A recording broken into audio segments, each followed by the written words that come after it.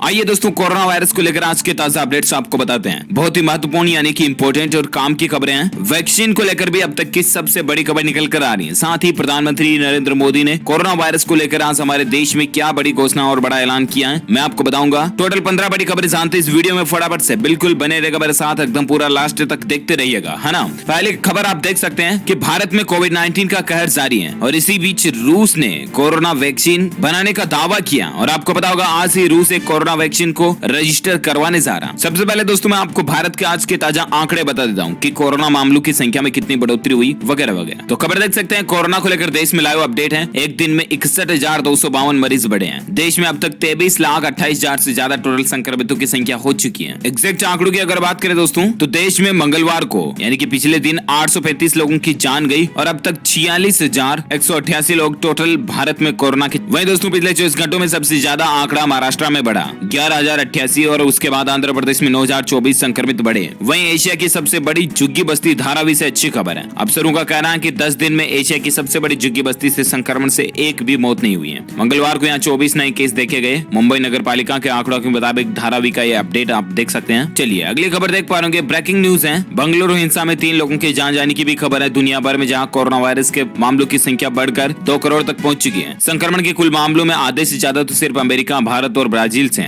इधर बेंगलुरु के पुलाकेसी नगर में मंगलवार रात भीड़ ने थाने और कांग्रेस विधायक के आसपास आवास में तोड़फोड़ की। यह घटना विधायक के एक कथित संबंधी द्वारा सोशल मीडिया पर सांप्रदायिक मुद्दे से जुड़े एक पोस्ट साझा किए करने के बाद हुई। ये कुछ मसला चल रहा, आप देख सकते हैं हिंसा में। चलिए अगली खबर है कि क्या भारत में भी इस्तेमाल होगी रूसी कोरोना वैक्सीन। इस पर एम्स निदेशक डॉक्टर गुलेरिया ने क्या जवाब दिया, तो आइए आपको बताता हूँ। दरअसल आपको ये तो पता होगा कि आज रूस कोरोना की एक वैक्सीन लॉन्च कर चुका है और जनवरी 2021 तक आम आदमी तक इस वैक्सीन को पहुंचाने की कवायद भी चल रही है। इसी बीच रूस के राष्ट्रपति व्लादिमीर पुतिन ने मंगलवार को दुनिया के सामने कोरोना की पहली वैक्सीन का ऐलान किया। रूस ने इसका नाम स्पुतनिक रखा। हालांकि कई देशों ने इसके असरकारी होने पर संदेह भी जताया है। इसी बीच कोरोना वायरस संक्रमण के खिलाफ वैक्सीन का इंतजार कर रही पूरी दुनिया के सामने 11-12 अगस्त के बीच में रूस ने वैक्सीन तो पेश कर दी, लेकिन रूस सरकार की तरफ से तो इसको हरी झंडी मिल चुकी है। आखिर दोस्तों इसके प्रभावशाली होने पर संदेह यानी कि शंका क्यों की जा रही। दुनिया के तीसरे सबसे ज्यादा प्रभावित देश भारत में भी इस वैक्सीन को उतारने से पहले सुरक्षा के लिहाज से इसके असर को आंका जाएगा। ये कहना देश के सबसे बड़े अस्पताल एम्स के निदेशक डॉक्टर रणदीप गुलेरिया का। उन्होंने कहा दोस्तों कि बड़ी मात्रा में वैक्सीन विकसित कर सकता है भारत। रूस के राष्ट्रपति व्लादिमीर पुतिन ने मंगलवार को दुनिया के सामने जब ये वैक्सीन रखी तो इसी दौरान रूसी वैक्सीन के मुद्दे पर एम्स निदेशक डॉक्टर गुलेरिया ने कहा कि अगर रूस की वैक्सीन सफल होती है तो हमें बारीकी से ये देखना होगा कि ये सुरक्षित और प्रभावी है। इस वैक्सीन के कोई साइड इफेक्ट्स तो नहीं है। इससे मरीज अच्छी प्रतिरोधक क्षमता और सुरक्षा मिल सके और अगर ये वैक्सीन सही साबित होती तो भारत के पास बड़ी मात्रा में इसके निर्माण की क्षमता है। पहली और दूसरी स्टेज में भारतीय वैक्सीन ऑलरेडी चल रही है, तो ये भी काफी अच्छी बातें हैं भारत के लिए। देखते हैं दोस्तों और वैक्सीन, टीका, दवाई, इस वायरस के इलाज को लेकर क्या नया अपडेट या नई खबर सामने आती है, मैं आपको DLS न्यूज के ऊपर बताता रहूंगा। फिलहाल अपन आगे बढ़ते हैं अगली खबर में, जहां देख पा रहे कोरोना वायरस को लेकर सेक्स को लेकर इस संस्था ने एक नई गाइडलाइन जारी की है। जहां कोरोना वायरस के दौरान एक पति पत्नी के मन में जाहिर सी बात है कुछ अनजाने जाने से सवाल होंगे। सवाल ये कि कहीं आने जाने से वो किसी भी प्रकार का संक्रमण का शिकार न हो जाए। या यौन स्वास्थ्य के बारे में जानकारी देने वाली एक प्रमुख संस्था ने कोरोना काल में शारीरिक संबंधों को लेकर भी कुछ सलाह जारी की है। इस सेक्सुअल हेल्थ चैरिटी का कहना है कि कुछ बातों को ध्यान में रखकर कोरोना के खतरे को कम किया जा सकता है। यूके की टेरेंस हिंगिस ट्रस्ट का नाम संस्था का कहना है कि मौजूदा माहौल में इसके दौरान भी मास्क पहनना जरूरी है। इतना ही नहीं, इसके समय किश और face to face love making में से भी बचने की भी सलाह दी गई है। इस ट्रस्ट का कहना है कि लोगों को अनिश्चित काल के लिए इससे रोकना मुमकिन नहीं है, इसलिए लोगों के लिए बीच का कोई रास्ता निकालने की जरूरत थी। इसीलिए इस संस्था की रिसर्च से पता चला कि मार्च के बाद सोशल डिस्टेंसिंग की वजह से लोगों ने नए पार्टनर की तलाश कम कर दी थी। पाबंदियों की वजह से लोग अपने घर से बाहर शारीरिक संबंध बनाने से परहेज कर रहे थे। हालांकि संस्था का कहना है कि लॉकडाउन में ढील मिलने के बाद अब लोग किसी तरह की बंदिश में नहीं रहना चाहते हैं, तो ये कुछ मसला चल रहा। साथ ही खबर देख सकते हैं, कोरोना वैक्सीन के उत्पादन लोगों तक पहुंचाने पर आज एक्सपर्ट पैनल की बैठक। रूस की वैक्सीन पर चर्चा ऑलरेडी हो चुकी है। एम्स के डॉक्टर का तो क्या कहना रहा मैंने आपको बताई दिया। आप देखते हैं भारत सरकार की तरफ से इस रूस वैक्सीन को लेकर क्या फैसला, क्या निर्णय, क्या डिसीजन आता है, अपन जानेंगे शाम तक और नए अपडेट में। फिलहाल खबर देख सकते हैं आप, राजधानी दिल्ली NCR में कोरोना पर बेहतर नियंत्रण के लिए प्रधानमंत्री नरेंद्र मोदी ने अमित शाह को सराहा,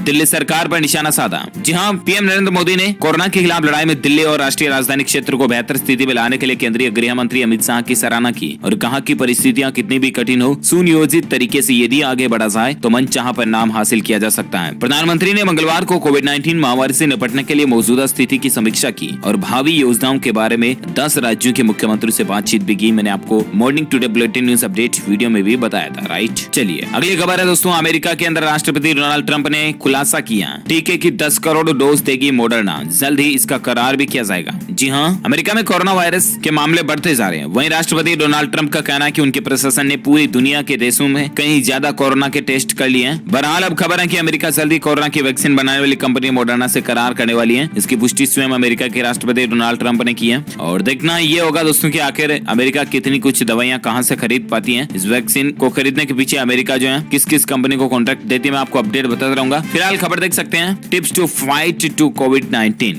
जहां कंगना का एटीट्यूड अपनाकर आप भी कोरोना को हरा सकते हैं, जंग जीत जाएंगे आप। कंगना रनौत का नाम तो आपने जरूर सुना होगा, बॉलीवुड की जानी मानी अभिनेत्री हैं। ये कोरोना से बचाव के लिए कुछ टिप्स शेयर किए हैं, मैं आपको बताता हूं। दरअसल दोस्तों आजकल जो ये कोरोना का महामारी का मसला चल रहा है ना, इसकी दहशत से ही, संक्रमण के डर से ही कई लोग जो है वो अपने आप में एक मेंटल डिस्टर्ब हो जाते हैं। उनकी फिजिकल हेल्थ पर भी इसका प्रभाव पड़ता है। इसके चलते लोगों को नींद न आना, घबराहट, बेचैनी, सफाई का वहम होना, एंग्जाइटी, स्ट्रेस, सैडनेस जैसे कॉमन सिम्टम्स दिख रहे हैं, जो कि ज्यादातर लोगों में देखने को मिल रहे हैं। क्योंकि ये हल्ला ही ऐसा बन रहा है दोस्तों की और कोरोना कोरोना कोरोना ऐसा, इसी के चलते कई लोग वाकई में डर चुके हैं। और ऐसे में आपको ये बात अजीब जरूर लग सकती है कि हम आपको कोरोना से लड़ने के लिए आखिर कंगना का उदाहरण क्यों दे रहे हैं। लेकिन कंगना रनौत का क्या कहना, क्योंकि वो मानसिक मजबूती की एक मिसाल है। उसके लिए दोस्तों कंगना के बड़े से बड़े आलोचक भी उनकी प्रशंसा करते हैं। आखिर वो क्या टिप्स शेयर किए हैं, तो उन्होंने कहा दोस्तों की परिस्थितियां कितनी भी विपरीत हो, हमें अपनी कमजोरियों पर नहीं बल्कि अपनी ताकत पर फोकस करना चाहिए। हमें खोजना चाहिए कि आखिर हमारे अस्तित्व के सबसे मजबूत पहलू कौन कौन से हैं और फिर अपनी मजबूती को और ज्यादा मजबूत बनाना चाहिए। यही कंगना ने किया था बॉलीवुड में अपना अस्तित्व बचाने के लिए भी, और अब हमें यही करना है कोरोना के कहर में अपने आप के जीवन को बचाने के लिए भी। कोरोना के खिलाफ हमारी मजबूती क्या, आखिर अगर आपके मन में यह सवाल आ रहा होगा कि यार डीएलएस भाई हमें अपने मजबूत पहलू पर फोकस करना, तो ऐसे में कोरोना के खिलाफ हम किस पहलू पर फोकस करें? Then the answer is immunity. जी हाँ, आप अपनी प्रतिरक्षा तंत्र इम्यूनिटी पर फोकस कीजिए। आप अपने आप में दिल में यह रखिए कि मेरी इम्यूनिटी स्ट्रॉन्ग है, मैं इससे आसानी से फाइट कर सकता हूँ। और आप इम्यूनिटी को स्ट्रॉन्ग करने के फ्रूट्स खाइए, फूड्स वगैरह वो लीजिए, कुछ जो एलिमेंट्स हैं वो खाइए जिससे कि आपकी इम्यूनिटी बूस्ट हो, आपकी रोग प्रतिरोधक क्षमता मजबूत बने। और बस कोरोना से लड़ने के लिए एक बहुत ही महत्वपूर्ण हथियार आप हासिल कर चुके होंगे। तो ये कुछ टिप्स है, मैंने सोचा आपके साथ भी जरूर शेयर कर दूं मैं। और बाकी मेंटली ऐसे डिस्टर्ब ना हो प्लीज, जो कुछ भी होना होने के हाथों में और वो तो होकर रहेगा। हमें सावधानी बरतने की जरूरत है, मास्क लगाएं, सैनिटाइजर करें, सोशल डिस्टेंसिंग बनाए रखें और इम्यूनिटी को मजबूत बनाए, है ना। खैर चलिए फिलहाल अपन बात करते हैं अगली खबर में, जहां देख पा रहे कोरोना वैक्सीन के उत्पादन को लेकर लोगों तक पहुंचाने पर आज एक्सपर्ट पैनल की बैठक भी होने जा रही है। रूस की वैक्सीन पर भी इसको लेकर चर्चा होगी। दरअसल दोस्तों भारत में कोरोना वायरस संक्रमण के मामले तेजी से बढ़ रहे हैं और इस बीच वैक्सीन को लॉन्च करने की कवायद भी तेज हो चुकी है। भारत में फिलहाल 2 कंपनियों की वैक्सीन रेस में आगे बताई जा रही है। इसमें भारत बायोटेक और जायडस कैडिला शामिल है। इसके अलावा ऑक्सफोर्ड यूनिवर्सिटी और एस्ट्राजेनेका की संभावित वैक्सीन पर भी भारत के सीरम इंस्टीट्यूट ने दांव लगाया है। इन संभावित वैक्सीनों पर चर्चा के लिए आज सरकार एक एक्सपर्ट पैनल भी बैठक करेगा। इसकी अध्यक्षता नीति आयोग के सदस्य वीके पॉल करेंगे और बैठक में वैक्सीन के उत्पादन और उन्हें लोगों तक पहुंचाने के तरीकों पर विचार विमर्श किया जाएगा। बताया जा रहा दोस्तों की बैठक में रूस द्वारा तैयार की गई वैक्सीन स्पुतनिक पर भी चर्चा हो सकती है। और देखते हैं सरकार इस स्पुतनिक वैक्सीन को लेकर क्या नया अपडेट या अनाउंसमेंट देती है, मैं आपको बताऊंगा डीएलएस न्यूज के ऊपर। फिलहाल कोरोना को लेकर अगली खबर आप देख सकते हैं कि तेलंगाना राज्य में कोरोना के 1897 नए केस देखे गए। राजस्थान राज्य में 595 नए मरीज मिले। और एक खबर है दोस्तों की दुनिया भर में कोरोना के केस 2 करोड़ से पार पहुंच चुके हैं। लेकिन